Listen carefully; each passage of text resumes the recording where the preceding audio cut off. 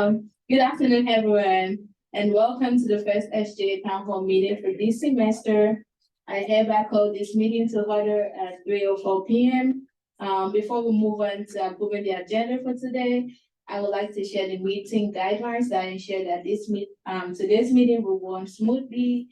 And for our online attendees, please, only the Q&A feature will be enabled.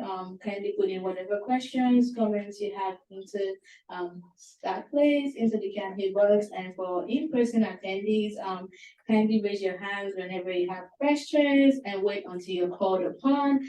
Please avoid distracting side conversations, and thank you in advance for following the meeting guidelines. Next on the agenda, we'll move to the approval of the agenda. Are there any motions for the approval of the agenda? I motion to approve the agenda. Are there any seconds for this motion? A second. This motion has been raised and properly seconded. All those in favor say hey. Aye. All those who oppose say nay. Hearing none, this motion has been approved. This motion carries on the agenda is approved as it is. We'll start by having a roll call for the SGA leadership team, which includes our SGA executive board and senator. Here today with us virtually, we have Mr. Alicia Taylor, SGA senator for University Down Center. Please say here to indicate you're here. Here. Next, our in-person senators. Please say here to indicate you're here. Here. Next, our in-person senators and officers. We'll start by having our executive officer here today, Will Chaudhry, the SGA secretaries. Here. Moving on to our SGA senators, we have in no particular order, Catherine Velasquez, the SGA senator for academic affairs.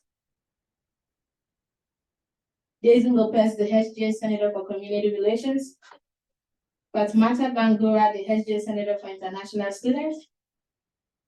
Eva Richardson, the SGA senator for public relations. Here.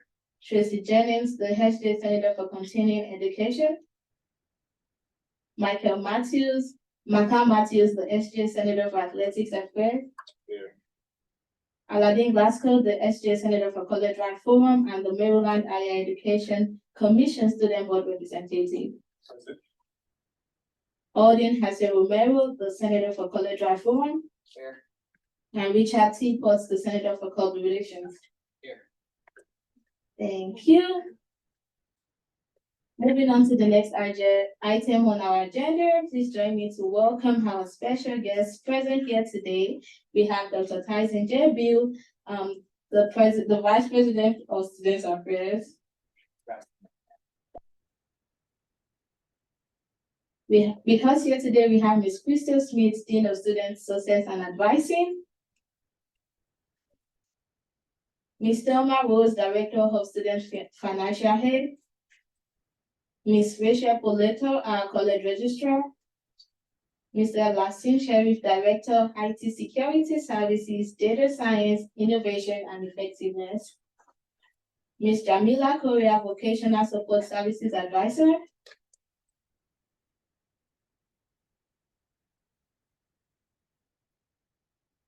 Ms. Bondi Carter, Vocational Services Support Services Advisor.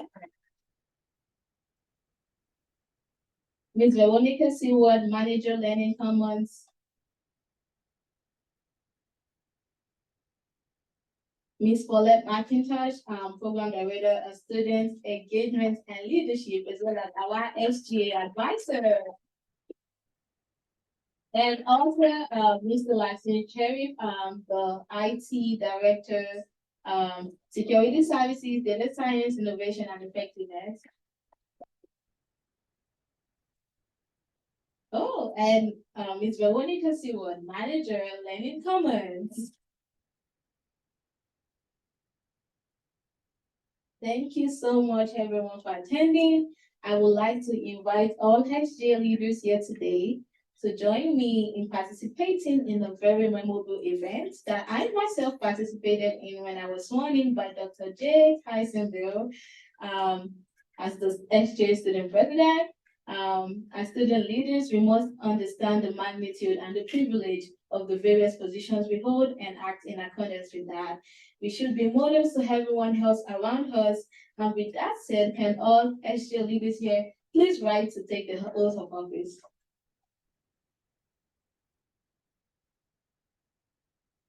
And please, when you all hold your applause until the vote of office has been taken. Those who are seated up in the front and face the audience. Please raise up your right hand and repeat after me. I state your name.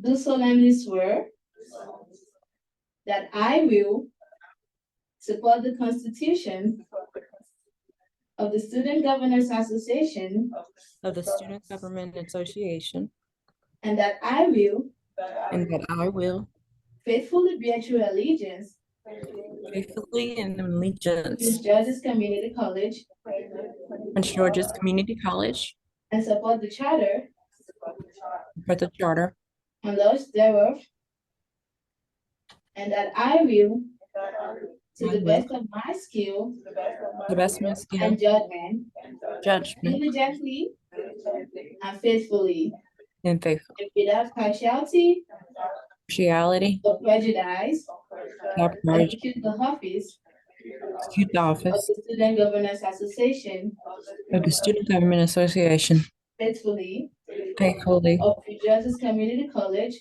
of Prince George's Community College according to the Constitution thereof. and according to the Constitution. We are now officially SGA senators and officers. Next item on the agenda, we have the SGA officers and senator reports, and I'll be starting that by giving my presidential report. The SGA Student Governance Association Leadership Team met and discussed goals and initiatives for the 2023-2024 academic term. We have identified and chosen 4 key goals to work towards achieving during this term, and they are as follows. The first goal of ours is to increase student engagement in governance on SGA and college committees by a 5% increase from last year. This goal will be achieved through initiatives such as filling all student lab positions, providing incentives to attend college forums and town hall meetings. I hope to see you all at town hall meetings, because that's going to be a reward. Making pitches about SGA during campus walkthroughs and in classes, as well as scheduling town halls on the Lago and Extension Center campuses. Significant steps have been taken towards the completion of this goal, as the SGA has appointed students to serve on the following committees where students' representation and inputs are critical, namely the College Draft Forum, the Academic Council, the Student Affairs Finance Board, the Curriculum Committee, and the Student Conduct Committee. The second goal that we will be working on as a team is promoting and increasing awareness of SGA and participation in school spirit initiatives. This is a very important goal to us, because last year, only about 7 students of the people who took part in the online evaluation were aware of SGA. Initiatives taken toward the achievement of this goal will include promoting athletics affairs and incentives, athletics events and incentives for students to attend, which will be held by the SGA Senator for Athletics. Afia will also be giving a report shortly. We'll be planning, collaborating, and hosting at least 2 school spirit events per semester, so you can be on the lookout for that. We'll also be implementing a virtual drop-in office hours where students or anyone with concerns can drop in to talk to SGA leaders, and also having a monthly column in the How newspaper to ensure and maintain visibility, as well as uploading and posting video recordings and minutes from the monthly town halls. Moving on, the third goal the SGA will be focusing on will be to increase collaboration with faculty, staff, and student groups. We plan to host a faculty-student roundtable in collaboration with the Faculty Senate, implement club outreach initiatives, collaborate with student clubs to host service projects, the campus police, as well as the Vice President of Student Affairs, and many more. Finally, the last goal the SGA will be focusing on is promoting awareness and the benefits of degree and certificate completions to increase graduation rate. And I like to say hashtag, the tassel is worth the hassle. We hope to achieve this goal by collaborating with the advising office to host the tassel is worth the hassle events, as well as the seal to hold alumni speaker series. On Friday, September 22nd, at 3 p.m., the Student Affairs Finance Board convened made up of faculty, staff, and students to review and approve club budget requests. A total of 29 registered clubs have submitted their proposals, amounting to an approximate sum of $105,000. After careful deliberation, the board ultimately allocated an approximate figure of $113,000, demonstrating a commendable commitment to supporting student initiatives. The meeting concluded on a highly positive note with the assurance that these clubs and these funds will be channeled towards projects aimed at enhancing the overall college experience and fostering a more engaging and engaging environment for all. This concludes my report. Are there any questions, any comments? And also, even if you don't have one right now, if you think about any initiatives you would like to see the SGA do, kindly you can email me at DOLAOYE4756 as well as SGA@students.pgcc.edu. Moving on, so yeah, my question. Any questions? Any comments? Concerns? Okay, hearing none, I'll be moving on to the next report. Please welcome Aladdin Glasgow, the SGA College-wide Forum Senator, as well as the Maryland Higher Education Commission Student Board Representative, to give updates on both of these committees.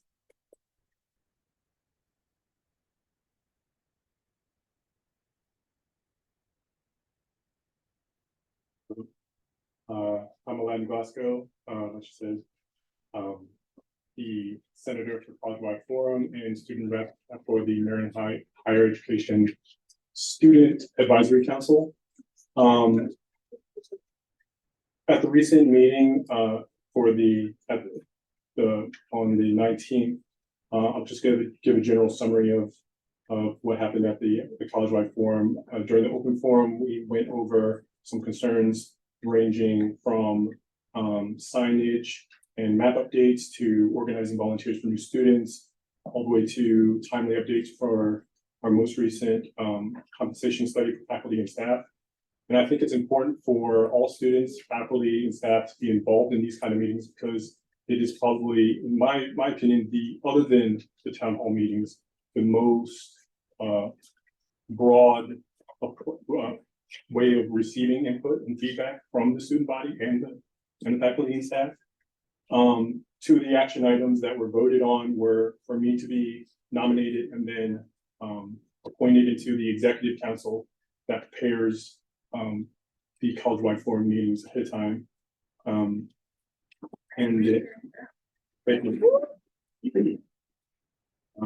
then there was a new process for adding or amending PGCC procedures that was voted on 11-2 in favor. And as far as when it comes to the Higher Education Commission, the way I like to see it is, I feel like I have a unique position as the Senator of College-wide Forum, as well as a Student Advisory Council member or representative with the Higher Education Commission, in how things that enter in through College-wide Forum, and as I do reports here at the town hall, it can be funneled into the Higher Education Commission that ends up sending recommendations to the commission that then sends recommendations to the governor, Westmore, to have potential impact over the entire state's policies regarding colleges and universities. So here's just a quick overview of the entities that involved in the Higher Education Commission. Next slide. And these are the goals that were set for 2022, but they were basically adopted in 2023 and were constantly, or since the last meeting was basically an introductory meeting, our homework, so to speak, was to review this and see if there's anything we'd like to add or amend to these goals going forward. The primary focus is in 3 blocks of quality, quality, equity, and accessibility. Those were the three main items that are kind of broken down a little clear. And our next meeting is on September 30th. So I will try to see if I can put my email in chat for anybody who wants to contact me as far as feedback and input for the college-wide forum and for the Maryland Higher Education Commission. And our next meeting for the college-wide forum is October 3rd at 2 p.m. So stay tuned for that.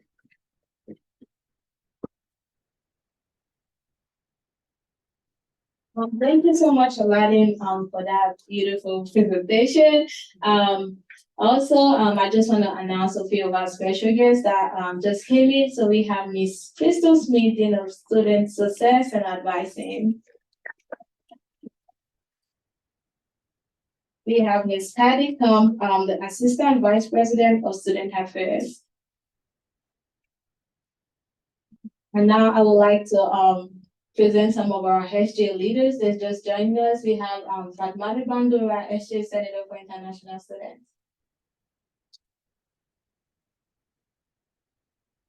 And then we have Ms. Tracy Jennings, SGA Senator for Continuing Education. And finally, we have Ms. Silva, I'm bad at the last name, so Ms. Silva, SGA Senator for Lower College Center. Moving on to the next report, we have Ms. Please welcome Ms. Fatmata Bandura to give our report.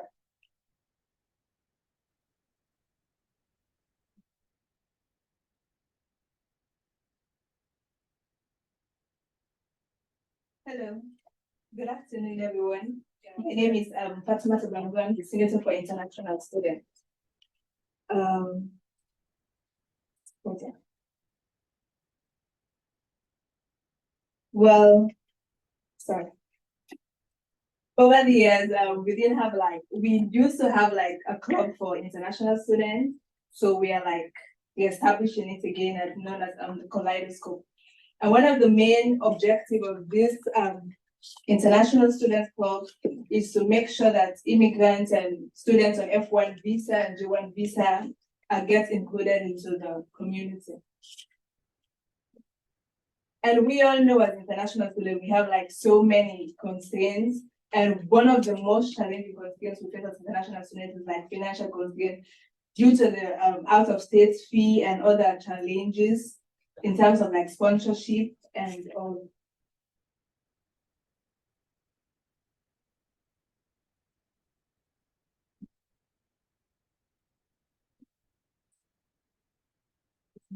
Yeah, see, next.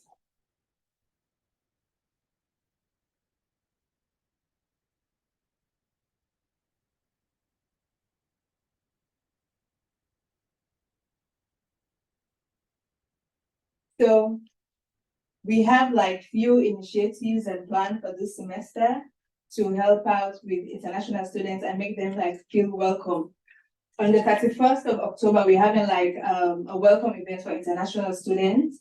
We'll be having like a panelist, and then we invite different planning with financial aid, special scholarship, wellness to come on board and give like certain information to help international students locate themselves and locate resources from them on campus. And also on November 15th, we're having like a global cafe wherein all international students come around with like different cultural foods, where we do like a bring and share event, but information will be sent out due to that event also. So,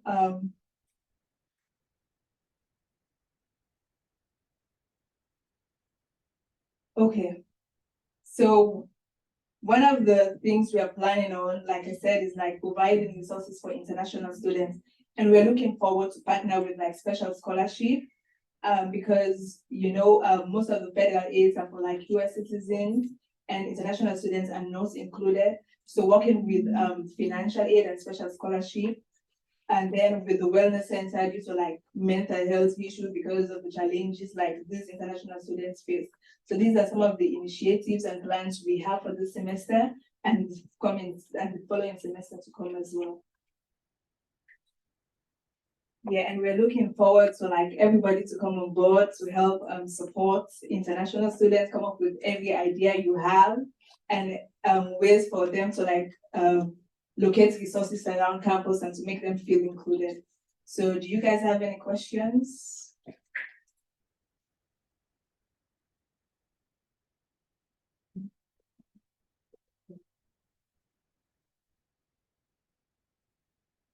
Thank you so much for your for such an insightful presentation. Are there any international students here today? Hey, so thank you once again for joining us. And should you want to join the International Student Club called Kaleidoscope, please contact Fatma here at fbangu5252@students.pgcc.edu. Next, we have Macau Matthews, the SGA Senator for Athletics Affairs, to present his report.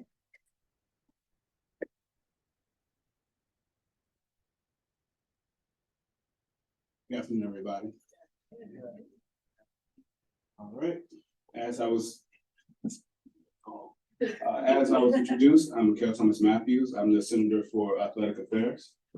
Just some little information about me. I'm a freshman, so I just got out of high school. This is all new to me. I'm happy to be here. I've had some of these smiling faces I've met here at college, so I feel very welcome and at home.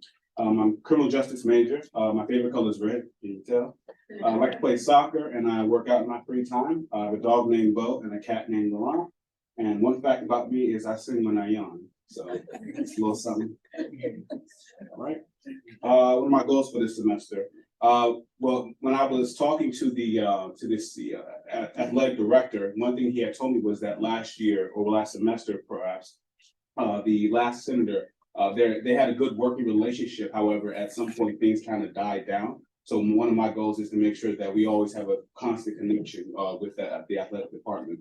Of course, supporting all athletic student events, creating new ideas for public student activities to cultivate interest in our sports department. So that's bringing in the public, bringing in our families, our friends. I believe there is a kickball game coming up that has the faculty versus the students. So stuff like that to kind of enhance the experience here at PGCC. Rally for funding and special considerations for our sports departments, whether that means getting more equipment, getting some new field stuff, I don't know, whatever that may be. And then expand community outreach through our athletic events, because at the end of the day, the community is our basis. So we can't do anything without the community that we're around. So that's the most important part of any, establishment like this. Some things that are just coming off the top of my head when I wrote this, more incentives to entice larger turnout for sporting events. So getting a crowd out there, telling our people about what's going on. Inclusive staff and faculty participation. Like I said, that kickball game, having more stuff like that where we have the staff and faculty participate with us. Because we're like family here, and it should be like that.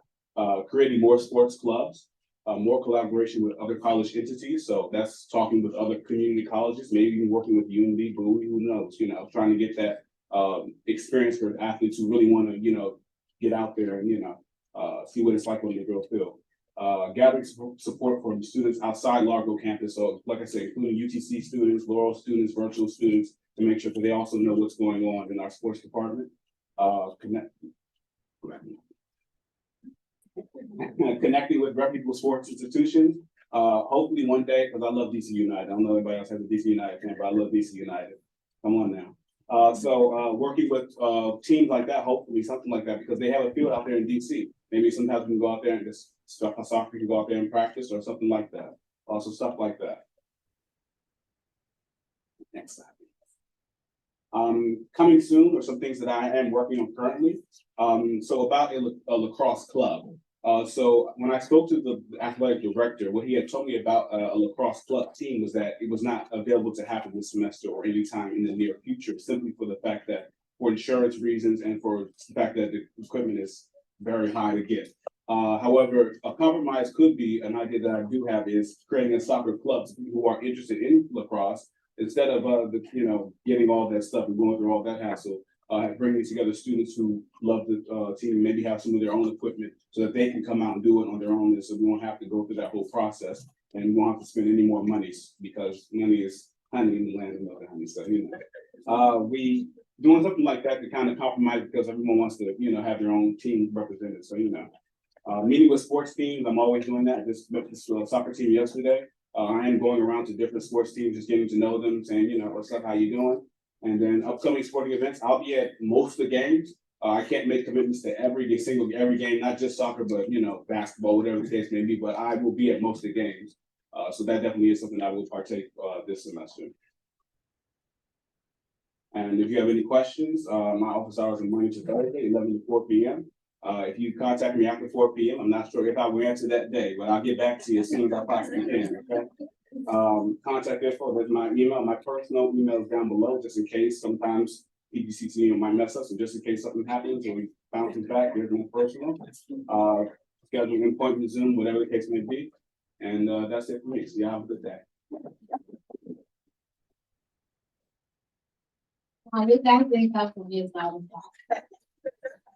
Thank you for your presentation, Michael. Are there any others in the house? I know I'm one. Okay. You don't believe me? I play soccer. Okay, well, if you have any questions, any comments, and any, concerns, any events you would like to see, just like Makala said, please feel free to reach out to him. And finally, on the SGA officer report, we have Ms. Eva Richardson, the SGA Senator for Public Relations.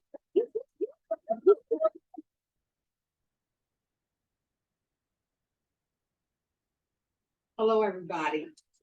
I'm a little tired, and so if I act a little nervous and kind of strange, excuse me. But anyway, what I want to share with you all today is the coverage about the coverage of our media, our social media accounts. And the agenda will go over the following. I was trying to track down the followers, insights, followings, engagement, retreats, impressions, and looking for an ambassador of public relations.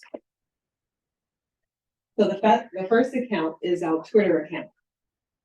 The SGA joined Twitter in 2011, so we've been with them for 12 years. When I came on board in the fall of 2022, we had 168 followers. As of the fall semester of 2023, we have 637 followers. Thank you. As far as the followings and insights for 2022, I didn't have the knowledge to, know how to seek out that information.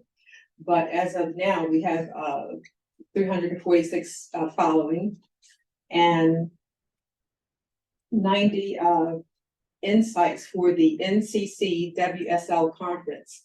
And the reason why I picked out this particular post to cover it, because we had 570 people come and, engage in our in this post. 2 likes, 19 engagements. We don't get a lot of retweets or new followers and profiles. And this is the reason why we have this high number, because it was a conference. But normally our my daily post, which is like a morning greetings, and last year I did a lot of health posts. They were like moderate responses. And I think that I probably should step up my game as far as making those posts more engaging so that we can have higher numbers in the impressions. Next, we'll go on to our Instagram account. The president was here on September the 14th. And with him in the picture, you know, of course, we reached an Instagram, 573 accounts. Engagements were 107, followers were 433, non-followers 140, profile activity 71, and we have in our close friends 106. Again, I was not able to figure out how to get the last year's followers following and post, but for this year, we have 829 followers, and we are following 400. And we have posted 947 posts. We joined Instagram in 2014, so we've been with them for 9 years. And then the last account was the Facebook account, which we had 24 members in 2022. And we still have those same 24 members. On a daily basis, there are like 9 students that will check in. And the top one that was on my list was Aladdin. I was so proud. I was like, what? He checks in, you know, my Facebook all the time. And then all of a sudden, Aladdin was gone. I don't know what happened, but yeah, so we love to have you back, Aladdin. And okay, so, and also our goal is to increase members to 100 by the spring semester for the Facebook page.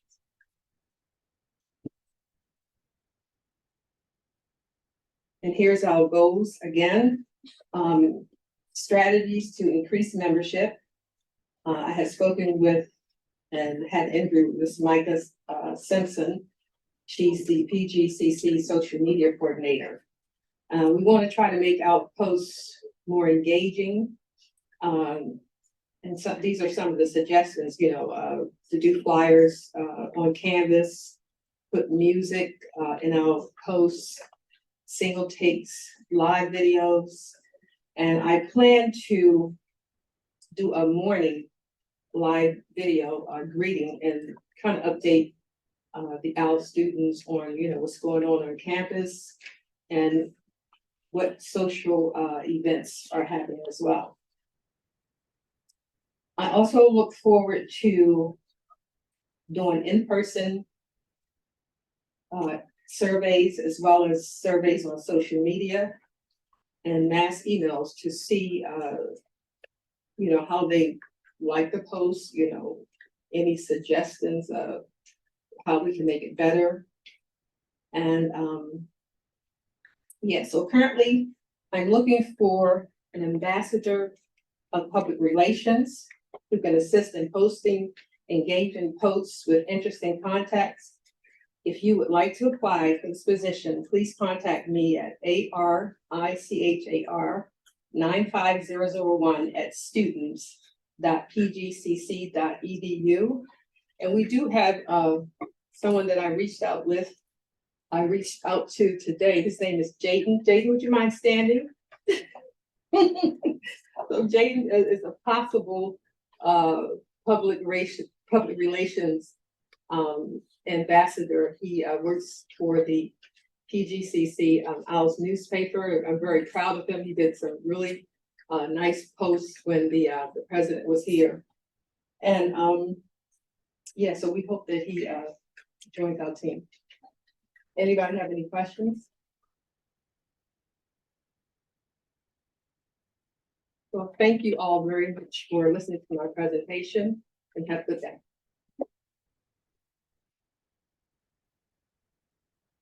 Thank you, Ms. Ava, for that. And just so if anyone here in this room is not following our account, please follow us on PGCC SGA on all social media platforms. So it's very easy to find.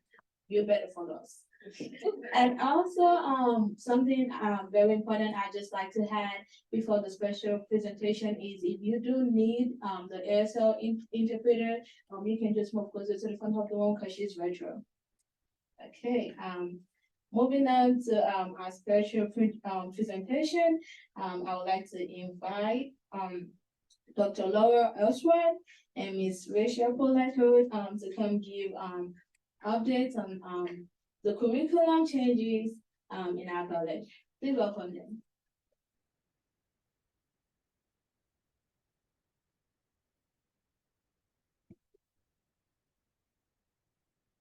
Okay, thank you so much. Good afternoon, everybody.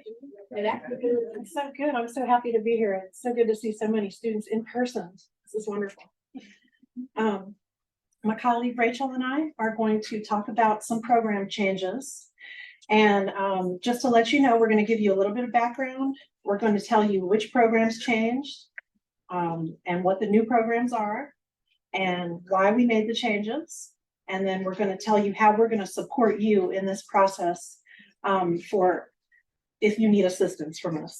Okay. And then we'll take questions, obviously, after that. So,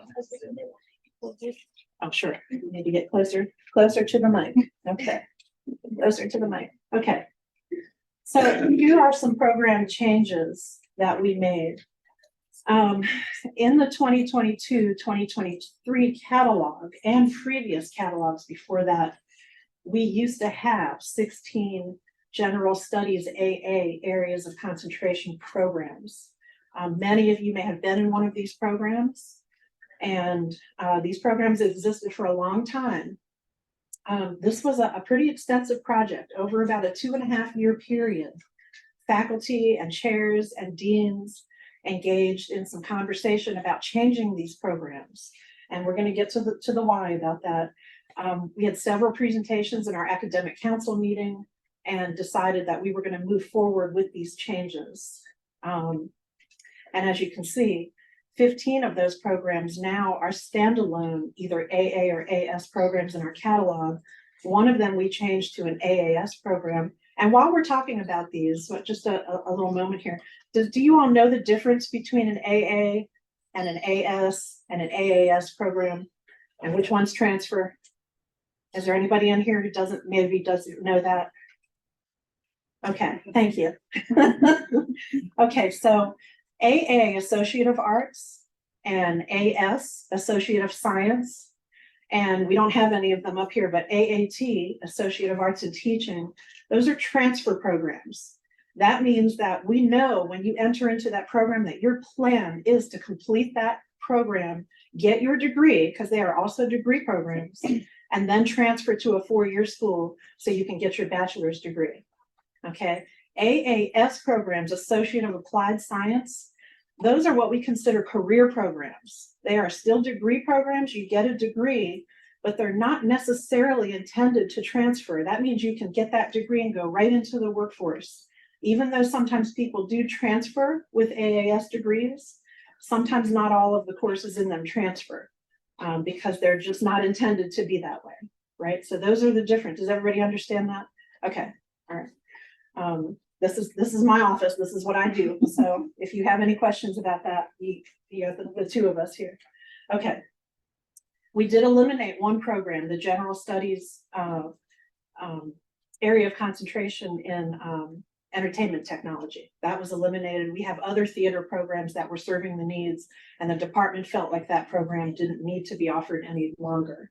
So now in our current catalog that we're in, 2023-2024, we only have one General Studies AA program, and I'm sure a lot of you are in that program. How many of you are in the General Studies AA program? Yeah. Oh, wow, okay. Usually it's more than that. We know we have a lot of students in that program. It is our most flexible program. Okay.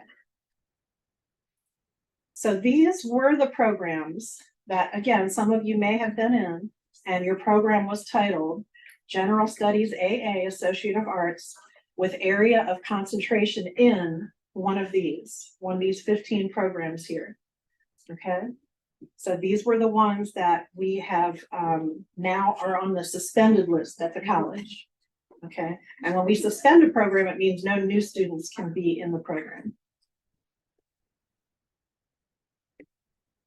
What we have done is converted these into new standalone programs. So no longer will you see the General Studies AA area of concentration, all those words, right? You just see what the discipline is. It's art, AA, or it's biology, or it's criminal justice. Okay, we've done away with the area of concentration. We're going to tell you why. 3 of these we changed from AA because they used to all be Associate of Arts programs.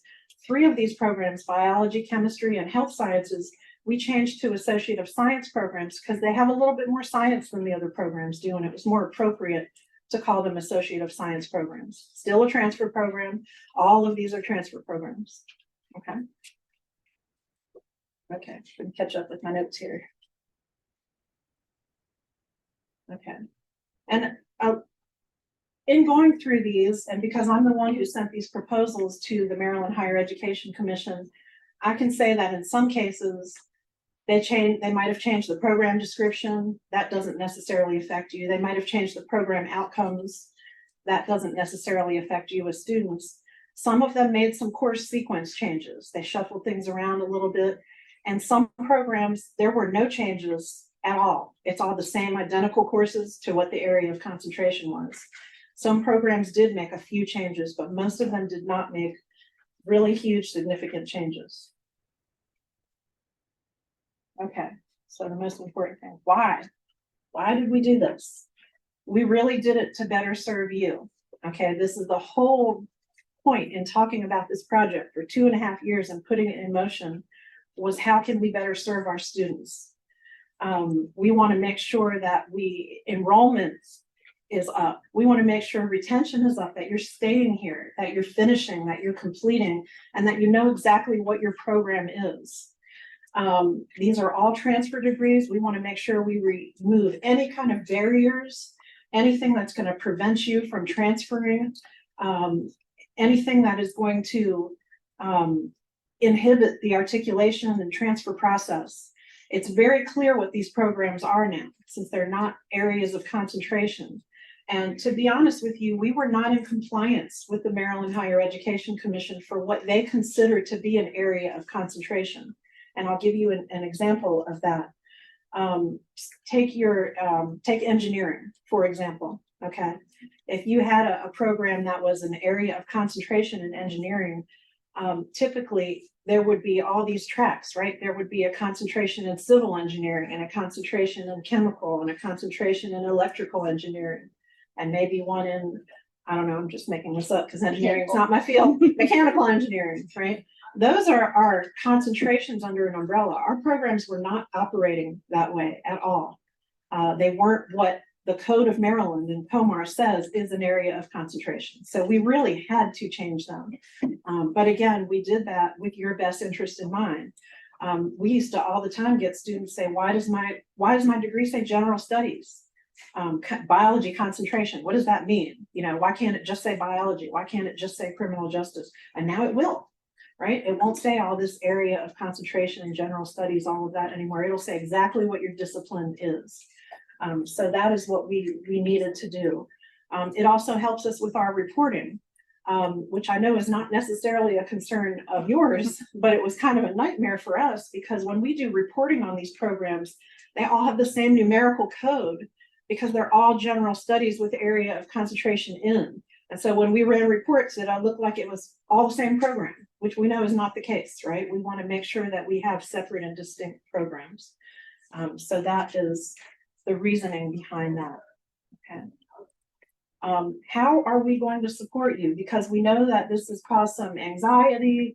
Folks have had a lot of questions. We've heard from our partners in advising. Again, that, you know, I know a lot of you probably went to your advisors, said, I don't know what this change is. I don't know what this means for me. I need help. So if you haven't yet seen your advisor and you have questions about this, please do see your advisor and they can help you determine what you need to do. And that may include looking at how many courses you need to complete. There are times that we can coordinate course substitutions. We can do that.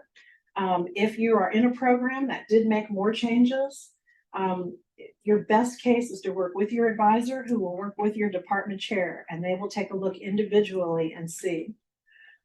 We are also going to hold some special sessions in October during our early advising weeks, and these are by division. So the Sciences, Technology, Engineering, and Math division, that's the first one that's going to be October 9 through 13. Health, wellness, and hospitality for all of our nursing and allied health. Anybody who's in culinary arts, hospitality, those programs, that's October 16th through 20th. The HES division, humanities, English, and social sciences.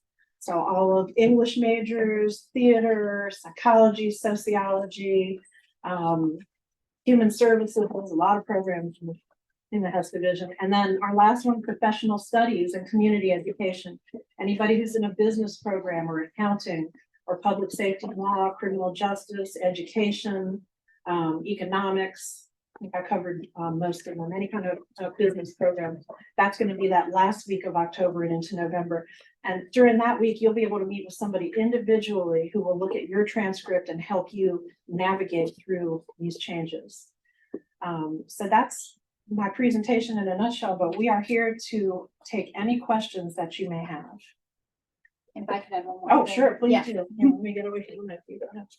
So we really encourage you to come to the early advisory weeks anyway, but the sessions that we're holding is going to be a partnership between the advisement team and the records and registration team. So you're really going to get two for the price of one when you're looking at if you are in one of these standalone programs. So we do really encourage you to attend these early advising weeks. I know you're going to be getting more specific information soon about that.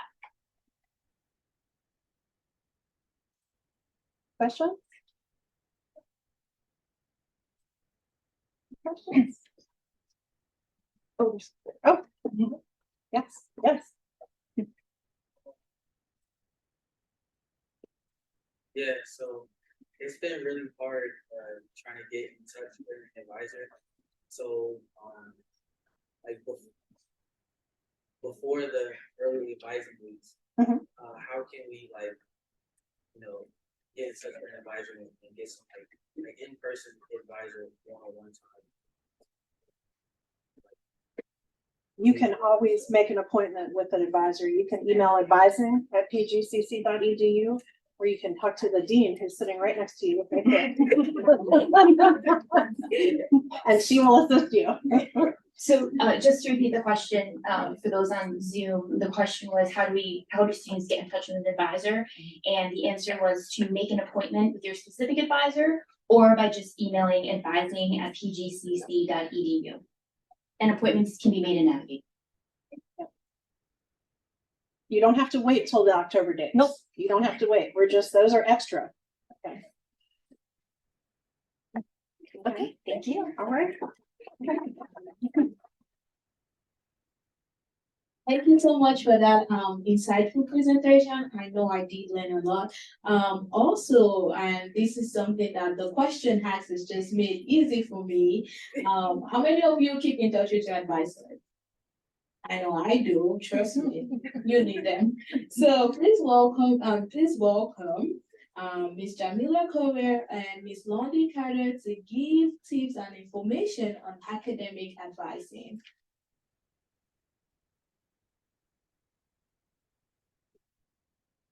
Thank you, and good afternoon to everyone. We are very delighted to be here with you all today, so thank you.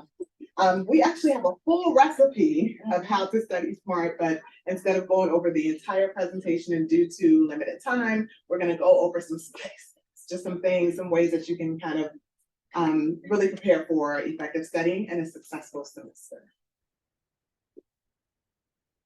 Next slide. Next slide to the spices. All righty. Can everyone hear me? I'm a little short, so out of the two of us. All right, so here we are at our spices. These are the things that can be hot and, spice up the recipe a little bit. So with the spices, we're going to take a look at the learning strategies, which are note-taking, our study methods, online tools, as well as time management. Next slide. So our next slide focuses on the mnemonic. So how many of you remember Roy G. Biv? Okay, that was an acronym, right? To teach you the colors of the what? The rainbow. Awesome. Alrighty, so the mnemonic methods help us develop acronyms as a way to organize and classify information. My colleague has another mnemonic that she would also like to share. Yeah, you did. For individuals who are studying biology, a way to understand those various classifications, you may have learned about limping dreadfully. King Philip came over from Great Spain, which stands for life, domain, kingdom, phylus, class, order, family, genesis, and species. So different. So the mnemonics are a great way to support, especially when you're dealing with course content that deals with classifications or certain terminology that you need to recall. It's just a great way. Have you ever made up a song? You know, that's another great way of using mnemonics when you are preparing for speaking. All right, next slide.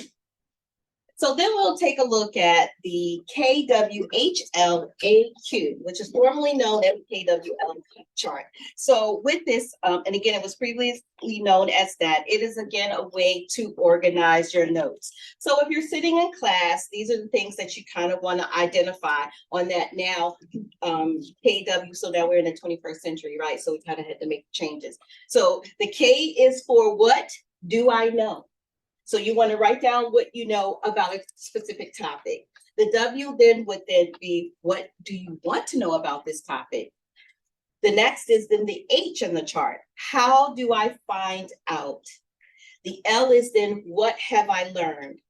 The A would then be the action I will take. And then your Q would be the new questions that you may have. So you could take it and apply it to pretty much all of the subjects for subject matter that you do not know, or you may know a little bit about. So as you see in the example, there is this information that has been organized, and there's one that, you know, how hard is it to measure IQ, because the scale sometimes is a process. So this is what you want to know, what you're kind of thinking about. When you're taking a look at what do I already know? So I'm sorry, that was the already know. What do you want to find out? So do people with high intelligence have high emotional intelligence? So that may be something, again, that you want to find out. How would you find out about this information? So of course, that's going to take some research, right? So that's what you're going to kind of put in there and look for this research. Then after you found all of this information, what have you learned about it? Then you identify that. Moving on, then you then list the actions that you will take. And then maybe if you have any additional questions in that Q part of your chart, you're going to then answer those questions. And again, it's a great way to help you organize information as you are maybe studying information that may not be, again, or content that may not be familiar to you. Next slide. One of my favorites is mapping. This is really great if you are a visual learner. Mapping is really a technique, again, of organization and classification.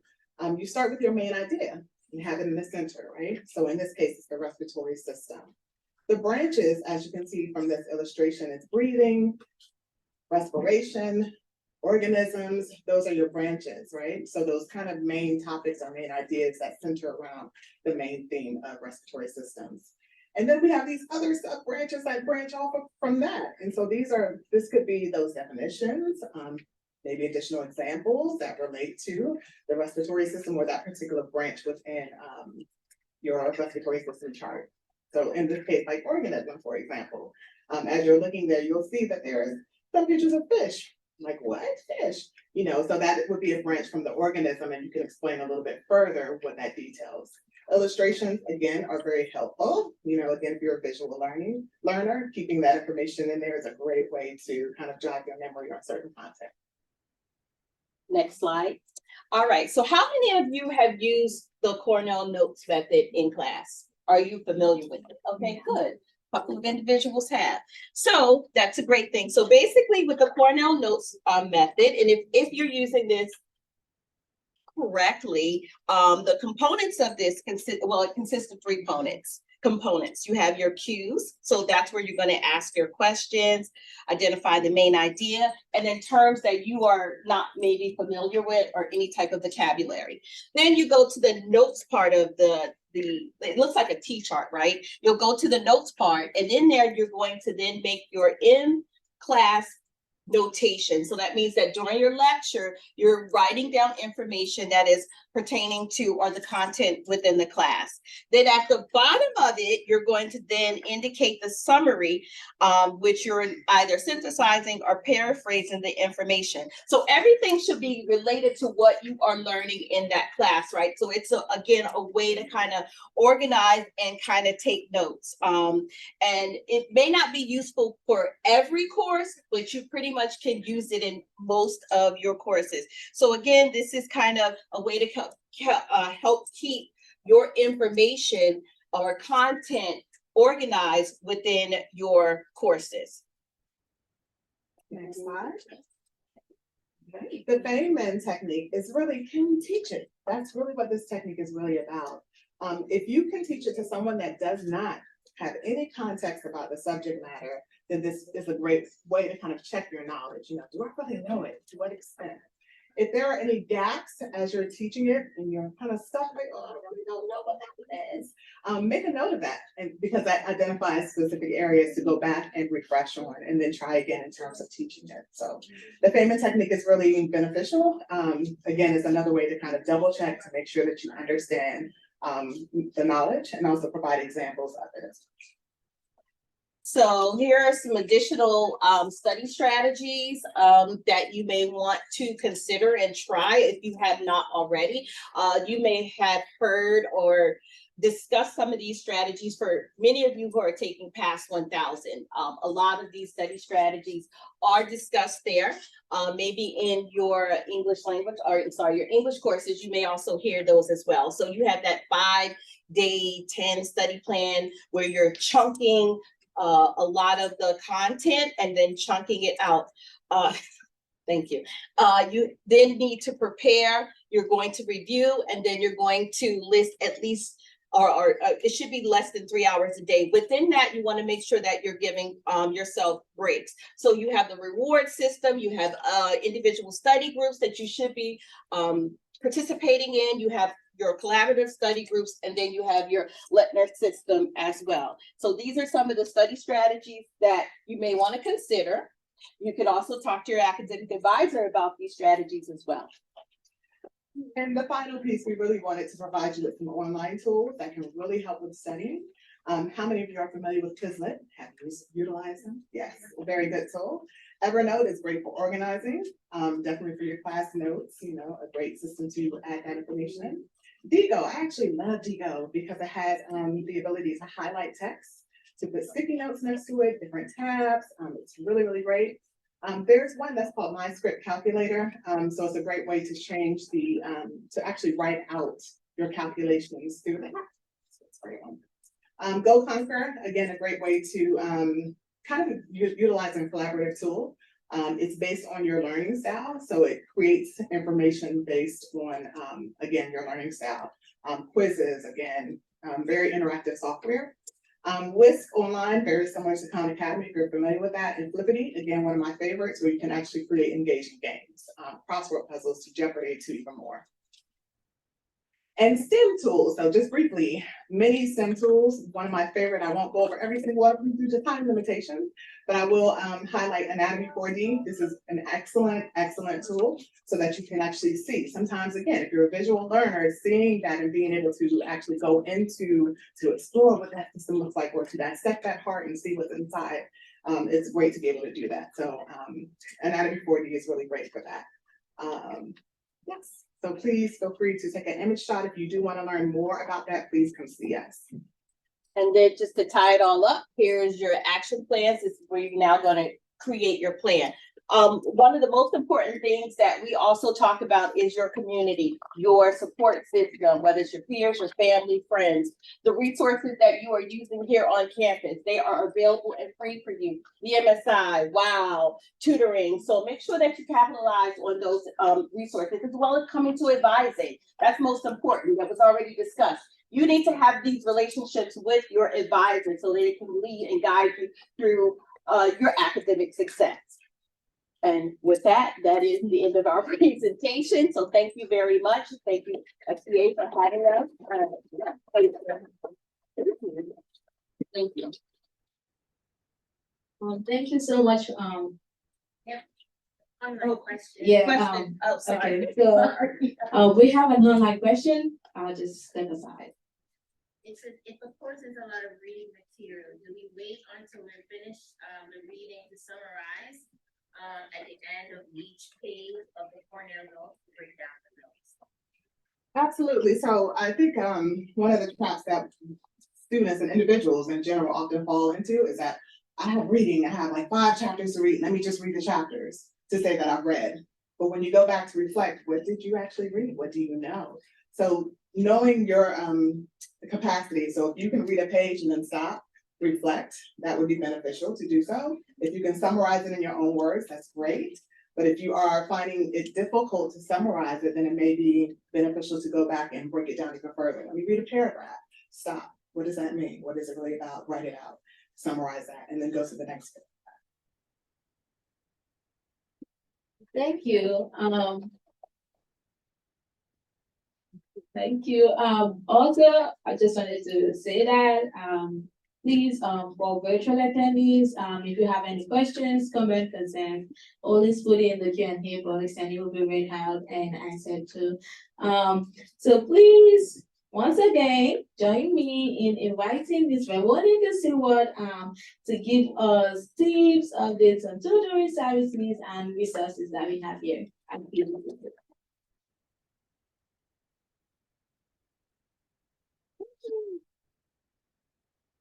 Right.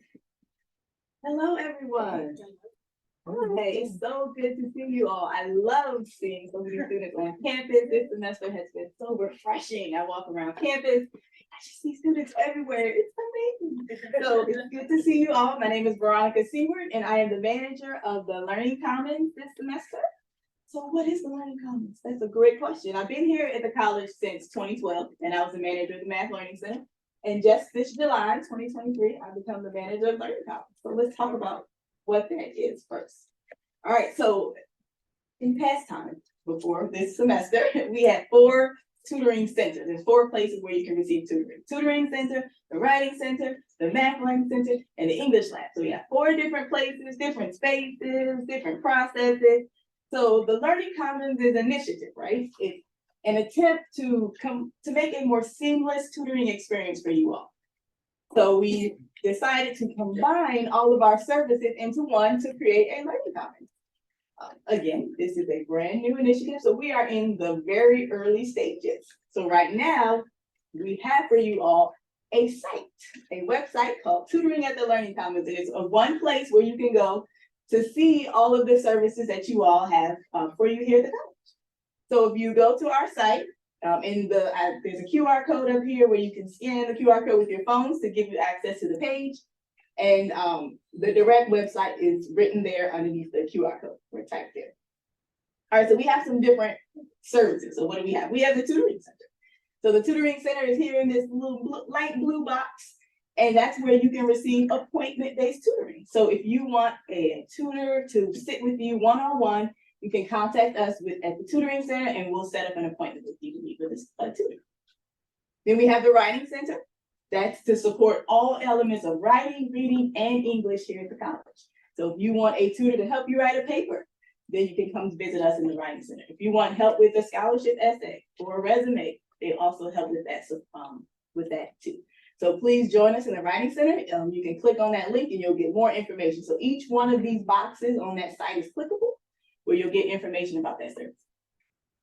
Cyberscribe is one where you can meet with the tutor asynchronously. So you can email a paper and they'll give you some feedback and email it back to you. If you don't want to sit down with the person like, oh, I don't have a lot of time, I just want you to check my paper, give me some feedback, you can do that. You can click on that link, it'll give you the email address where a tutor is available to give you feedback on your work. We have the Math Learning Center, and that's all things mathematics for drop-in support. You don't have to have an appointment for math tutoring. You can just come on by. All of our services, we have in-person tutoring services and we have online services. So all of these resources, you can get both elements, whether you want in-person at the Largo campus, UTC's campus, and Laurel College Center. So all 3 sites for support for students and tutoring. All right, And then we have brain fuse. This is gonna be a quick fuse. 5, 6 boxes here. You're on the 5th box. It's called brain fuse. So the college has a 24/7 tutoring support services, meaning it's 3 a.m. I don't know why I'm up, but I'm up and I want some tutoring. You can click and go into brain fuse and you can get live support for tutoring. And most of all the subjects that we offer here at the college, I've solved that brain fuse offers. So you can click there. That site will give you information on how to get to brain fuse. It gives you details as to how you go into your Canvas page for your class. Click on brain fuse, and then there'll be a tutor that assists you. And then we have a couple study resources there in the last one. But yes, that's what we have. Tutoring resources are here for you. Please visit us. If you have questions or comments, you can definitely send me an email and we can assist you with any questions.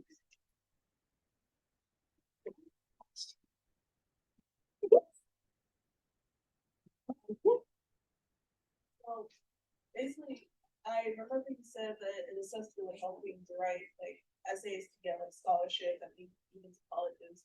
So does it also help to get maybe like teacher recommendation letters and stuff like that? It's like I'm a high school student, so I would like information on how to be able to get tips on how to like be able to interact with teachers and to get teacher recommendation letters from them to get college scholarships. I love that question. I think well, one, you definitely want to make sure you have a good relationship with the person you're writing a recommendation letter for. That way it can be more personal and you really can highlight who you are as a student so that you can get the best recommendation letter that you can. So getting to know your teachers and your counselors and your advisors is like the best way to make connections so that you can ask the person to say, hey, can you write me a recommendation letter? And they'll definitely be willing to do so because you built that relationship. A good resource is, I don't want to mess up the name. I want to say the Career, and Crystal Smith can help you with that.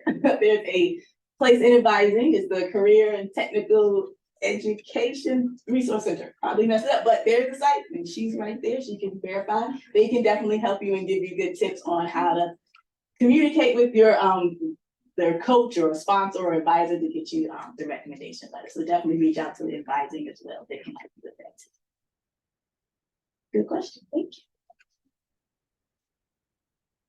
you. All right. Thank you so much, Ms. Veronica. I'd just like to give a piece of advice: to not wait until you start having issues in class to seek out tutoring. Just whenever you have troubles, please you don't even have to have troubles to go to tutoring. So I'm gonna go on to the next and final presentation we have today. So I noticed something on the 26th. I tried to get into my account and I was asked to put in a code. Who else noticed that? Yeah. You all noticed that? Do you know why that is? Are you curious? Yes, please welcome Dr. Lassie Sheriff, the Director of IT Security, Data Effectiveness and Innovation to bring the report on that. Thank you. Thank you so much. Good afternoon, everyone. Are you all set now? Oh, sorry, sorry. Are you all set now with MFA? No, yes. Okay. I know you guys have a lot of questions now. All right, so what is actually MFA? So before MFA activation, while you access your PGCC online resources using only your username and password. But if bad actors manage to know those credentials, your account become automatically compromised. So MFA now adds an additional layer of security by not only verifying that the users know the username and passwords, but also have access to a secondary factor authentication. It could be your phone, your email, or any other authentication factor that you register. So why? Oh, next slide, please. So why do we the college decided to implement MFA? For multiple reasons. First is because of increase of cyber attacks against educational institutions. You guys might remember the most recent one was the ransomware attacks against the PG County school systems, public school system. I don't know if you're aware. Yes. So the second reason because of the rise of phishing and email scams against targeting our staff, faculty, and student personal information. And I think some of you might remember the job scam, right? Right, remember? Right, okay, that's the reason why we're trying to protect you, right?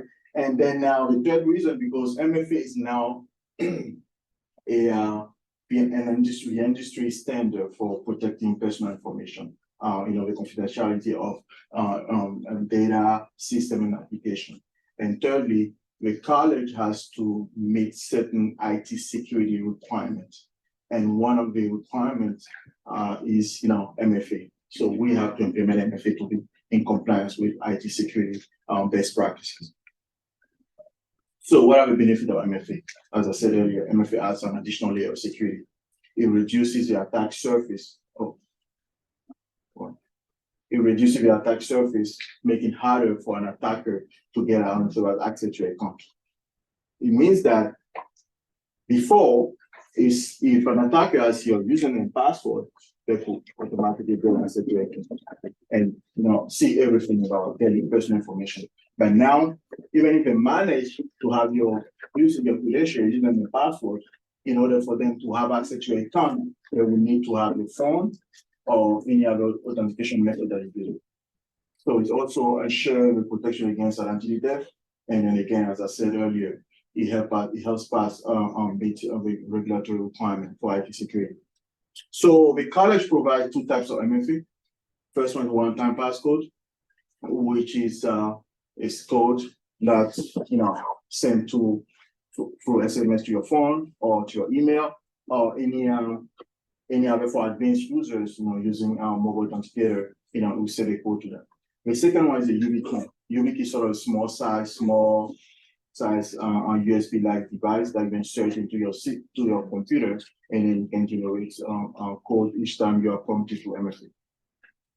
So and then you have a choice, student have a choice to decide. So what you see here on the screen is those are the applications affected by MFA. So as you can see, I think you notice here, our mail is not included into MFA. All right, next slide, please. All right, so in terms of support, so those are the support. Those are the contact information for the support what we have been provided. But as you can see here, we extended, for the Zoom meeting, it says 26 and 27, but we extended to the end of the week. So if you have any issue, right, just to the Zoom, and then you have somebody there to support you, to help you with any question. Next. All right, questions. All right. If I were interested in the YubiKey, who would I talk to? Oh yeah. Oh, sorry. Can you repeat the question in the record? Who to contact for YubiKey, right? That was a question. Okay. So for YubiKey, you can call the service desk. Right? Call the service desk, and they will send you a link for you to complete an application, or not just say our application, just for you to complete a form, and then now they will give you you receive sort of the instruction for YubiKey, and then where to go to pick up the YubiKey. Okay. Any questions? Yes. I think they should instruct the people that work in the help desk when they have to reset your password or if you get locked out. Because the other day I had to do the password 8 times. Plus I had to change my regular password as well, because they didn't go through explaining what you need to do to get back into the system. All right, this is a good question. I have Mr. William here with the support team who can answer that question. Thank you so much for your question. Thank you for the question. My name is Earl Williams, and I'm the coordinator of the Technology Service Desk. First and foremost, MFA was implemented on this past Tuesday.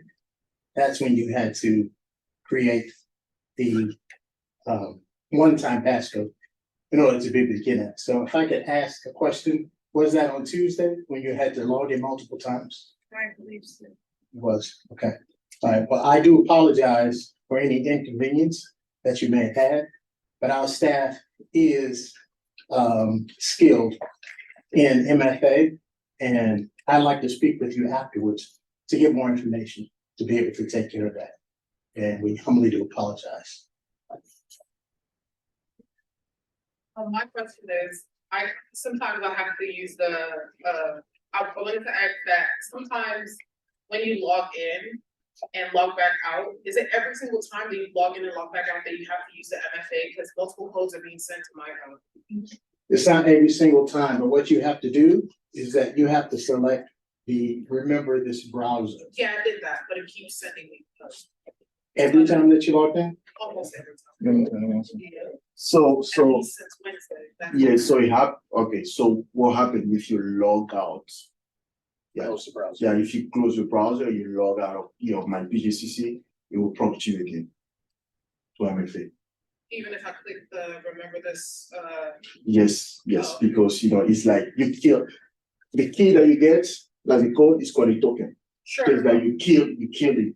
So each time you kill it, you have to, Okay, I just you have wanted to to be get sure it wasn't like a problem. that it- Oh, no, it's not a problem. Thank you for your question. Any other question? Are there any online questions? Oh, yeah, go ahead. Question, when it's this MFA, say you have to send like a code to your phone. So I wanna ask, the code going to your phone number or to your email? Yes, the code. like- No.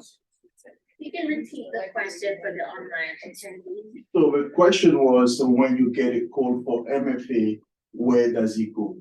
Right? That's your question, right? Yeah. Yeah. I just select where I just select where I don't mind what to. He just send it to my email. And if I wasn't with my email, so how will I get the code? Yeah, that's a good question. So, and I think we sent out several communication about that. So what you need to do for you to know what is your primary MFA delivery method, you go to your My PGCC account, user management account, and then if you go there, you'll see all of the different, you'll see register phone, register mail, and you also see your default MFA. And then once you see your default MFA, you will see website login. So website login, the method that you see there will be email for you, but you can change that and we'll provide the instruction. If you still need the instruction, I can have someone on our team send it to you. But again, for you to know, just go to that account. You see on the user account, you'll be able to see. Can you go back? Okay, that one. Okay, password and account management. The last box. Password account management, that's where you need to go to see that information. All right. Any other questions? Any question online? Okay. Can I make one Oh, clarification? sorry, no problem. I'd just like to make one clarification. As of now, UB keys are only available to employees. Okay, so we haven't reached the student threshold yet, but that is forthcoming. So I just wanted to correct that. So if you desire a UB key, that's forthcoming for students. Yeah, good question. I just wanna know what a UBT is. Oh, that's what I just said. Just it's sort of like it's like a USB like device, right? Just for you can insert into your computer, and then each time you are prompted MFA, instead of going to send you a code, it will automatically come fill up that form for you. So the MFA code. All right, thank you so much. Thank you so much for that presentation. I hope you all had our questions answered and we're able to make our systems as secure as possible. So at this time, our 10 minutes break will now commence and we will promptly reconvene at, give me a second, at 4:33 For our in-person attendees, please feel free to grab a meal and submit your index cards with any questions you may have for the Vice President of Student Affairs. For our virtual attendees, please feel free to grab a snack and insert your questions in the Q&A features as discussed earlier. The break is now begun.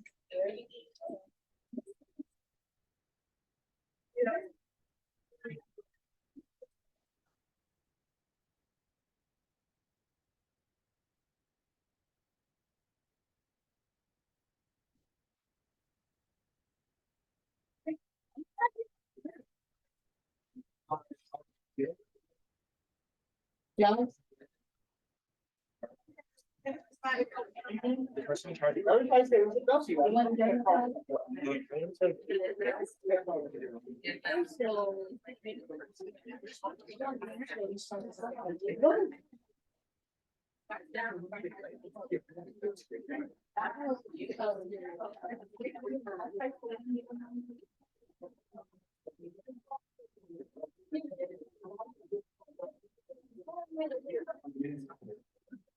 Cindy, actually, we're good. No, I actually ran over to go give you space, but for some reason I thought you were like,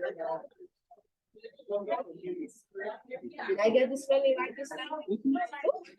Yeah, I think thank you so much. Everyone else, I know there's. Okay, so for those people on the time.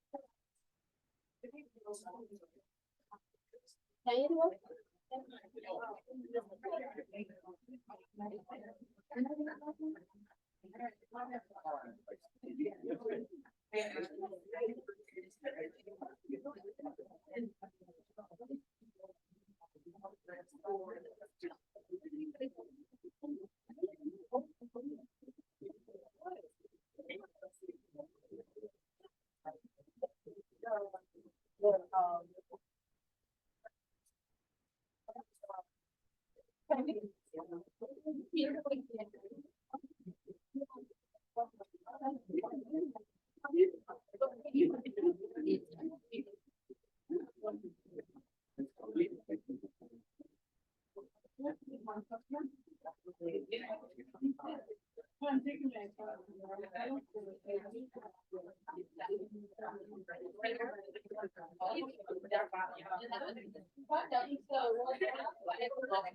I've been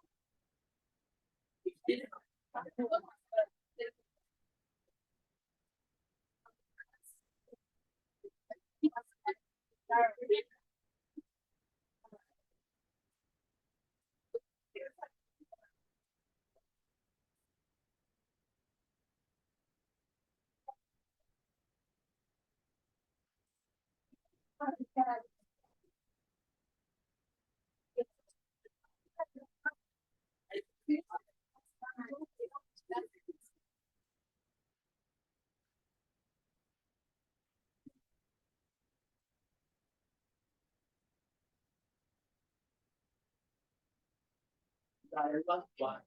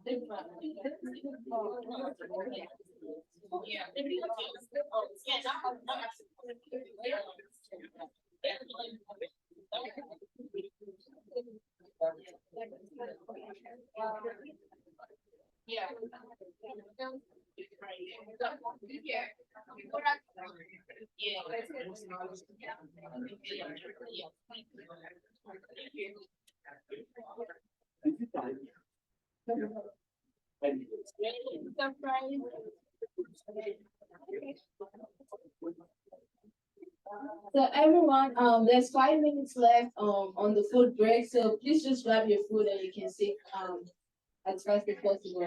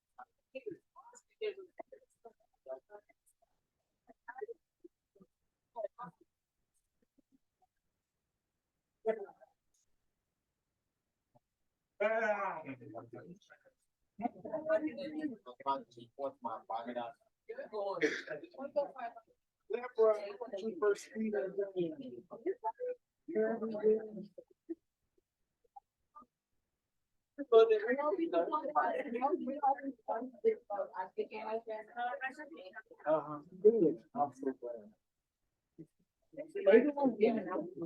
I know. I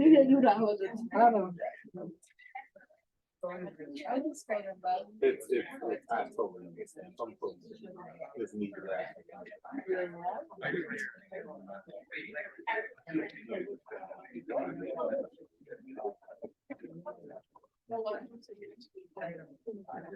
Okay. And you.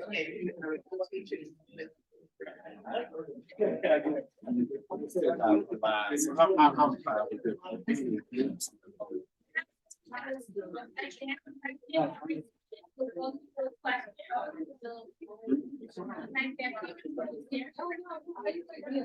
Where do people go?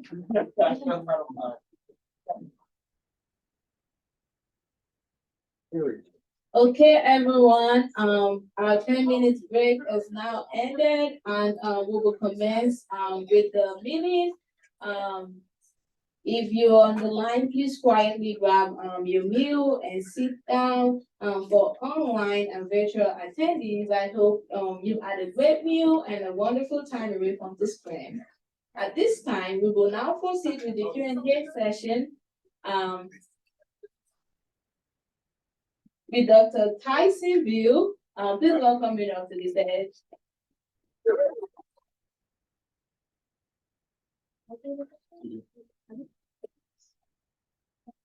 Good evening, everyone.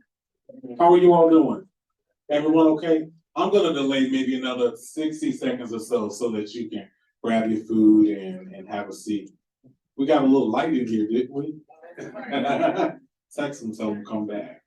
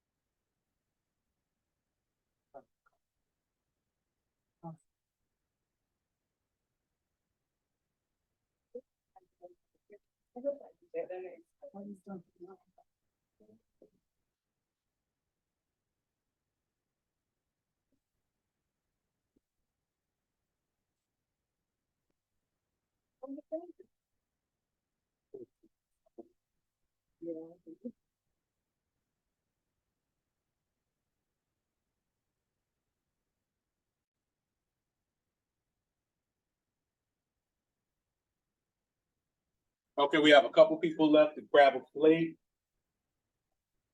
And we'll go ahead and get started.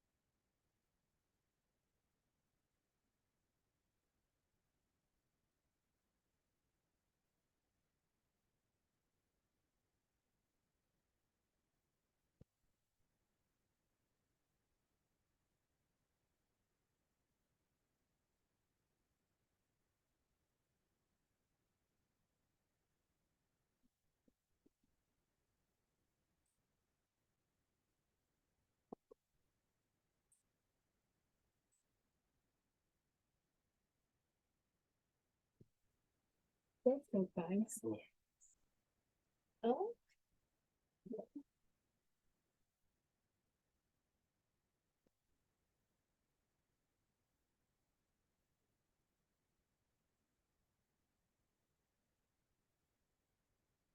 Okay, I'm ready. I can start.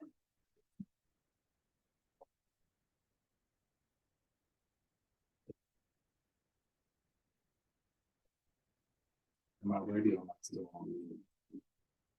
You ready? Ready? Okay, let's go ahead and get started. Good afternoon, everyone, once again. Good afternoon, good afternoon. Just continue to chew and make yourselves right at home. Want to just start off by saying thank you to all of my colleagues that have made it out in the space on behalf of the students. So thank you, everyone from Student Affairs as well as TLSS, and all of our presenters this afternoon. So I have some advanced questions. I have a total of 4. A couple have already been answered. So I want to take this time, if I can, just to tell you a little bit about myself. Is that okay? All right, because I got this long title, but you don't necessarily know what it is and what it means to you. And it's important to me that you know how I represent you in this space so that you can leverage that opportunity and that network, however that might work for you now as well as in the future. So I'm Dr. Tyson Beal. I'm your Vice President for Student Affairs. My role here at the college is really to provide leadership, oversight, development, and assessment around your co-curricular experience. I'm originally from Virginia Beach, Virginia, born and raised, only child. I went to a school called Radford University. Anyone ever heard of it? Please clap if you have. Makes me feel, okay, 3 people. Okay, I appreciate that. I went to Radford University, so I got a undergrad degree, a Bachelor of Science in Social Science. I minored in psychology. I continued at Radford to get an MBA, Master's in Business Administration. I took some classes at my local community college in Virginia, and I loved higher ed so much that I decided to get a PhD. Who does that? In higher education administration. So I did about 11 years total of college, right? I knew when I was 18 that I wanted to be a vice president for student affairs because I sat in a space like this, but for me it was orientation, and I heard from this miraculous lady. She was great, and she really motivated me and was an advocate for me and a resource. And she extended her arms to support me in all of my endeavors. And so it was from that point that I knew I wanted to be like her, a vice president. So I love college so much, team, that I made it my career. And so today I've been here at the college now, going into my 3rd year. And I teach business, undergrad, and grad level courses as well. What I want to say to you before I get into these questions is whatever success looks like for you, make sure that you own it, right? We are absolutely here to support you in any way that you need. We don't want you to have any pride as it relates to guidance that you may need, any questions that you might have for us. That's what we're here to do. That's what we get paid to do, but it's not about money for us. That's what we enjoy doing. So if you have any inquiries on any given day, please utilize us as well as myself regarding any questions that you may have. I want to also mention our president. Anyone ever met Dr. Williams? We have a fantastic president, our CEO, 9th president here at the college. She wanted to be here this evening, but she is out working on our behalf. But one thing that's so special about PGCC, and I don't know if everyone knows it, it was referenced earlier that we have the President of the United States of America that was just here. We have the Governor of Maryland, not just this semester, but last semester. Several senators have been at the college, and then last semester, everyone know we had a BET broadcast and the show about was in this building right here. So we're doing a lot of great, wonderful things to the college. So you are in good company. I want you to also get involved over time. I think what's helped me become so successful and as an older person now, with all the opportunities that I took to get engaged, right? And so when I think of my junior and senior year in high school, I was involved. When I was in college, I was involved. And I really want to emphasize that for you all as well. If you see a club here that you want to be a part of, join it. If you don't, let us know, right? And let's follow the protocols to establish that. Is that okay? All right. I'm gonna go ahead and get into it. There were 4 advanced questions. A couple have already been answered, but I will provide you some responses, okay? Question number 1. How will PGCC continue to support students during these challenging economic times? Well, PGCC Cares is an office that we have on campus here. Anyone ever heard of PGCC Cares here? Raise your hand if you have. Okay, some of you, okay. Others not, but that's fine, because that's what we're here for. PGCC Cares offers emergency funding in the form of gift cards to students who might have needs in the areas of transportation as well as food assistance. For transportation assistance, students can either receive a gift card, a gas gift card. We also have Uber gift cards as well as Metro Smart Trip passes. All right. So if you have a need in any of those areas, we're here to help and support you. We just need to know it. For assistance with food insecurity, we also have our Owl Market. Anyone familiar or have you seen it? Oh, thank you for that, because we spent so much time developing that. We have so many great staff members that work in that space week to week. So we have an Owl Market here at our Largo campus, as well as at our extension centers, that's LCC and University Town Center. And students can go by the Owl Market during certain hours and receive up to 15 free grocery items Monday through Friday. All you have to do is present your ID and verification of current registration. In some cases, we can even offer students who articulate the need a Safeway supermarket gift card as well. There's one other point that I wanted to mention. We have an email address. It's pgcccares@pgcc.edu. I'll say it again, pgcccares@pgcc.edu. If you have any additional questions, you can reach us there, or you can call us on our phone line at 301-546-0845. And I'll ask that someone will place that in the chat. That'd be great. And hello to everyone that's out there in the virtual space as well. At this time, I'd like to bring forth Ms. Thelma Ross. She serves as our Director for Student Financial Aid, and she will come forward and share how you can also request assistance through the Student Affairs Coordinated Model for Financial and Wellness Support. Can we clap it up for Ms. Ross?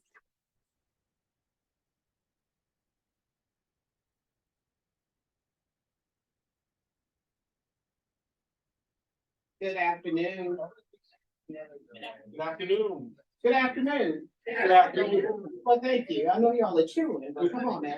So I think, where is the president, Madam President? Where is she? Oh, there she is. Madam President, may I get your assistance, please?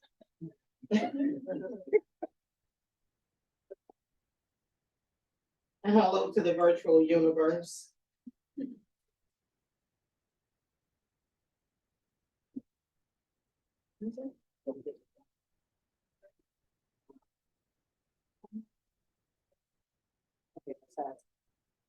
Ms. McIntosh, can you get us to the website, please, the homepage?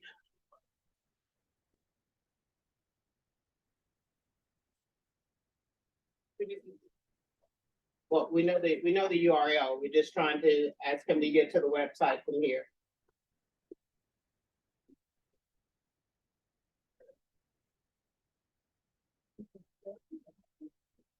Okay, so this is what I'm going to do, because I wanted to be able to show you how to access it, because it's pretty straightforward.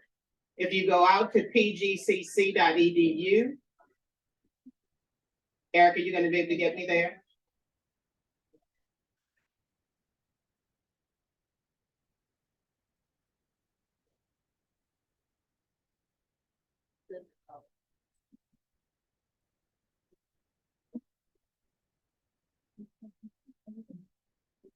Sorry, we don't have the way the technology set up for this meeting, we're not able to exit out of. Okay. Let me do this. Yeah. Give me 10 seconds.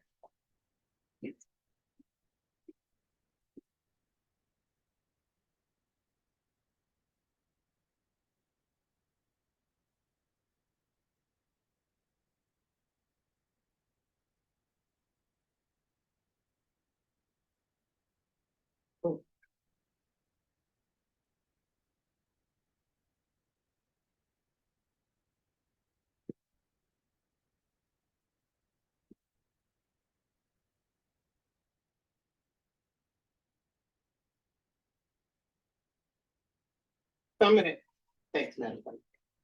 I'm going to just walk you through this, but I want you to try to remember this just from the home page of the website. If you go to pgcc.edu, and from the home page, there's a menu, and if you click on Student Life and Support Services, one of the options is going to be the Wellness Center. Click on the Wellness Center and you're going to see a link. If you scroll down on the page, you'll see a link that says Request for Hardship Assistance. And when you click on Request Assistance, it's going to take you to a form that you can complete and submit. Once you answer a series of questions, and the questions are very basic, you will have to provide documentation to support your request, but you can upload that at the same time that you're making the request. So if you go to pgcc.edu, click on Student Life and Support Services and go to the Wellness Center webpage, you'll see the link for hardship assistance. Click on Request Assistance and then follow the instructions. You're not guaranteed assistance. I do want to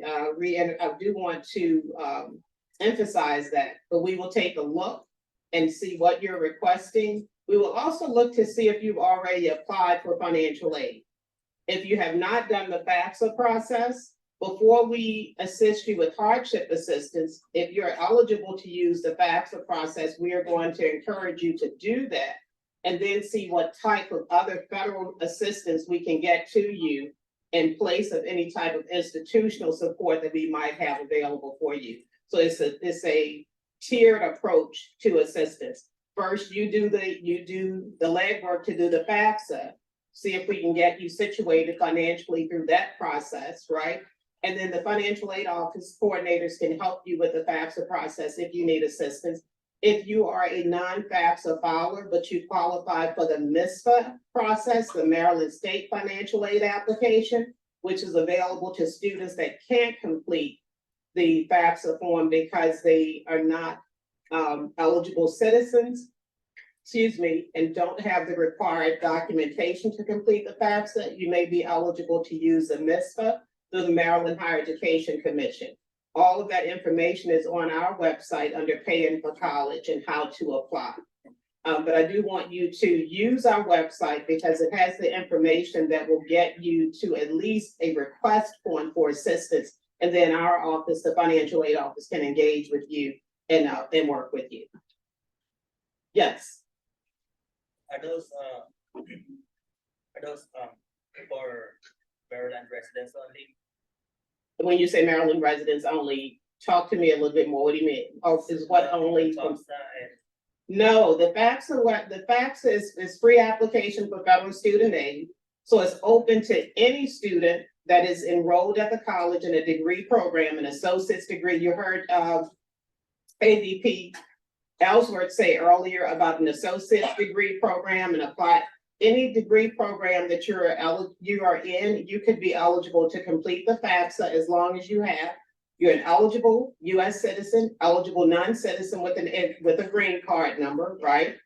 Then it doesn't matter if you're in Maryland, Virginia, DC, anywhere in the United States. The MISFA application, you do have to be a Maryland resident in order to utilize that particular application.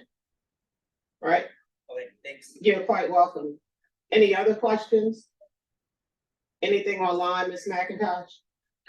There were some questions I responded to in terms of how to get the Metro cards and the. Okay. Please take advantage of the resources that we have available on the website. And I see another question. Yes, sir. As for the gift cards and things of that nature, what type of information will we have to give up in order to apply for? What type of information you have to give up? Not give up, you know. Right. I promise you, we're not asking for blood. When you reach out, they're probably going to basic information, your name, your student ID number, and may ask you a simple question to just briefly share why you need the support, right? Okay. Yeah, and if you're going to the wellness center for that wellness and mental health center, because it's recently renamed for wellness and mental health center, if you do reach out, they'll want to capture why a student has a particular need, not to deny you the need, but we want to be able to track it so that we can be prepared to help more students. Okay. Any other questions? Thank you.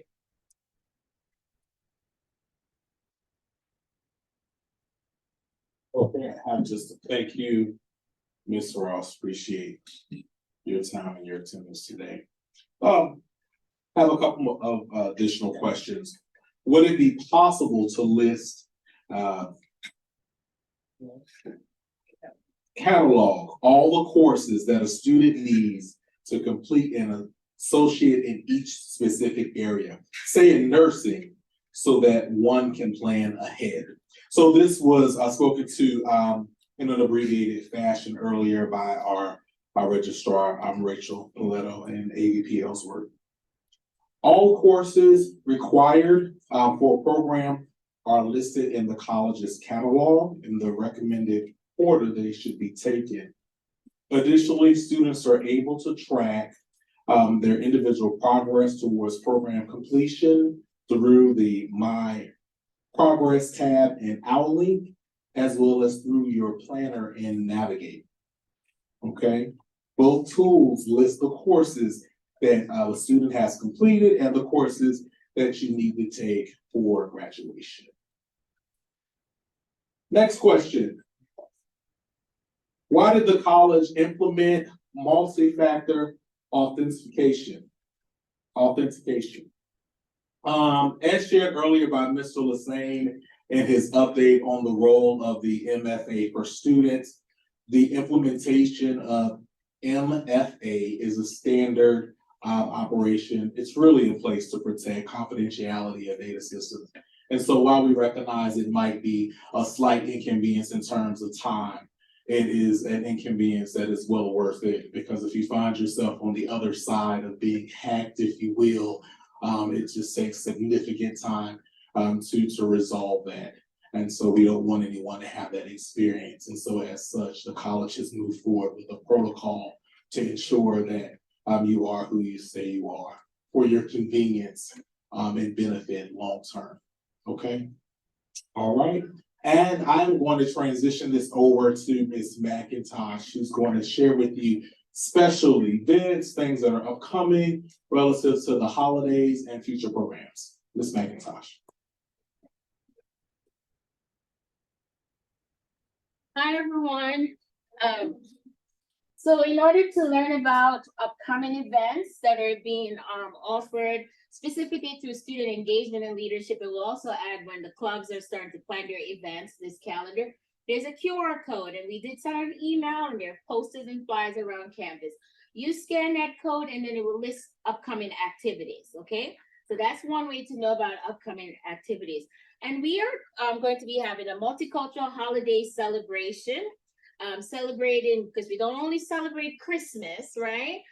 during the upcoming December and November period. So a multicultural holiday celebration is scheduled for Wednesday, November 29th. That will be at UTC from 11 to 1, and it will include a celebration of Hanukkah, Christmas, winter solstice, Diwali, Kwanzaa, Chinese New Year, as well as the musical performances, food, etc. And just information about these different holidays. What are some of the commonalities?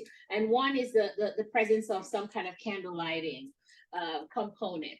And then it will be repeated on the main campus on Thursday, November 30th from 3:30 to 5:30. So yes, be on the lookout for more information about the multicultural holiday celebration. All right. And then we have a lot more events coming up. So I'll just jump right into announcement. How many of you have already voted? Student election is currently going. All right. So tomorrow is the last day at 5 p.m. The polls close. Okay. And we have some of our students who are running. The students who are running for SGA vice president. Can you stand? Quickly introduce yourself. We'll start with you, Beryl. One last club, right?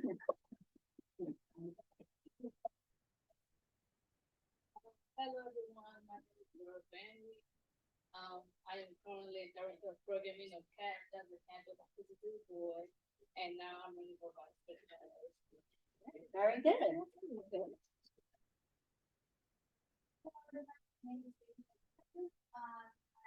And SGA, I'm here and now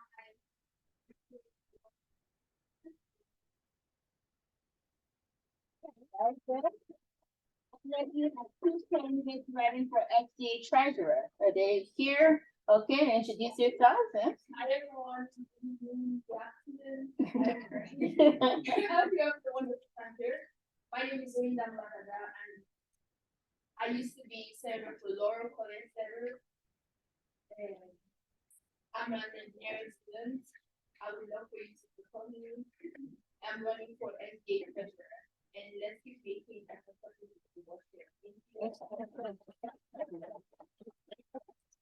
And you know, Destiny Young is the other student running for the treasurer, and she's attending virtually, but you won't be able to see her online. She was on earlier because she doesn't have a panelist link. But Destiny and Oyindamola running for SGA treasurer. So vote tomorrow if you haven't, or tonight. Polls close at 5 p.m. tomorrow. So go on to my PGCC on their student portal and click the vote icon and cast your vote. All right. You heard earlier from McCall announcing about the student versus faculty kickback game. So I hope that you sign up. Don't hurt the faculty and staff too much. But you know, to sign up, Wednesday, October 4th from 12:30 to 2 p.m. is the game. There's a QR code there.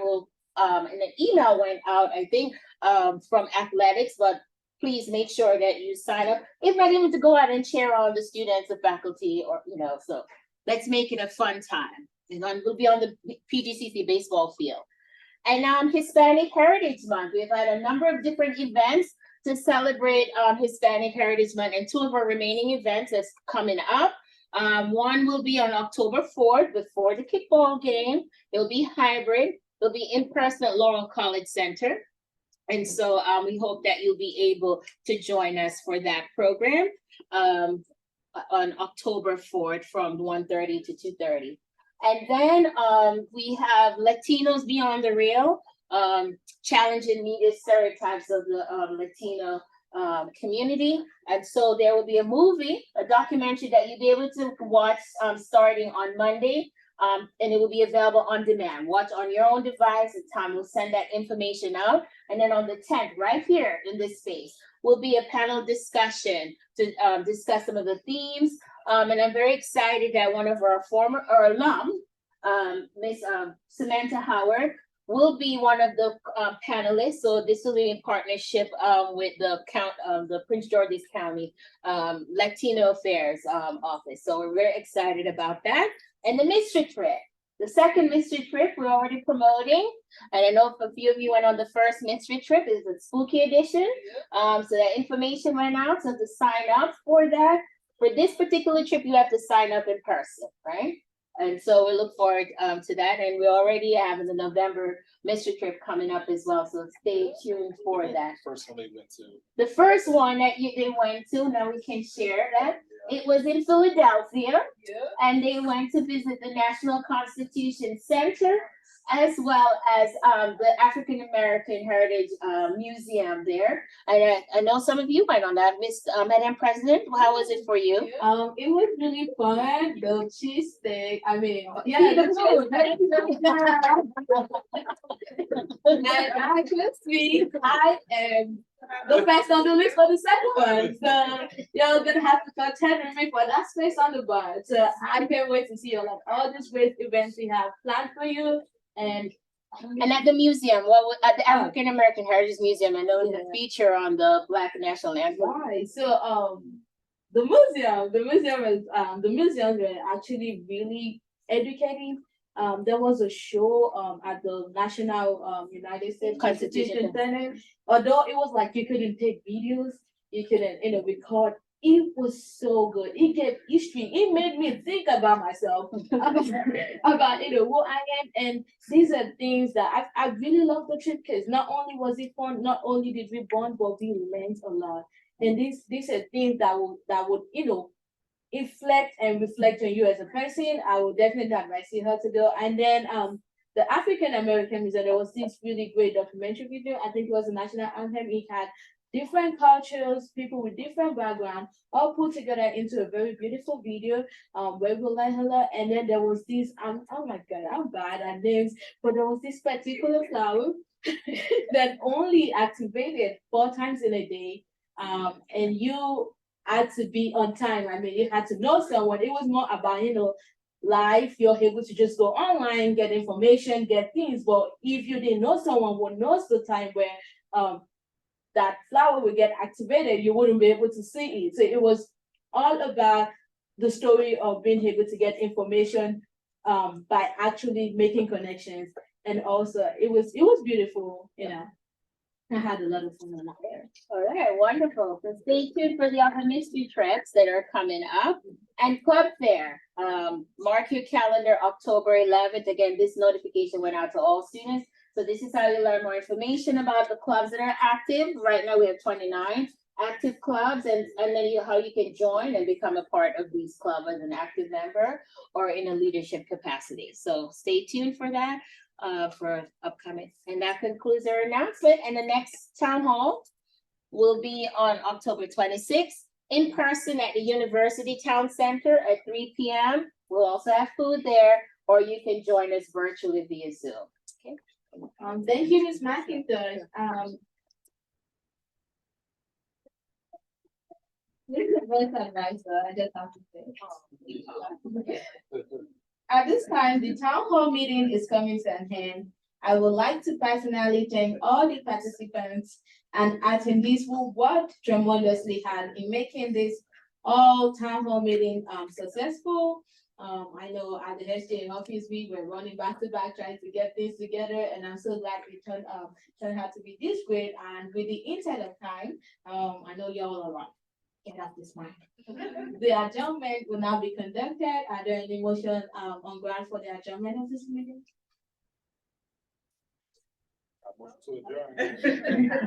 Is there any second for this? Second. It gotta be us. Oh, okay. I second. This motion has been raised and properly seconded. The motion passed. This meeting is now officially adjourned. I hope to see you all at the next town meeting. Don't get tired of my kids, because you're going to send me a lot more.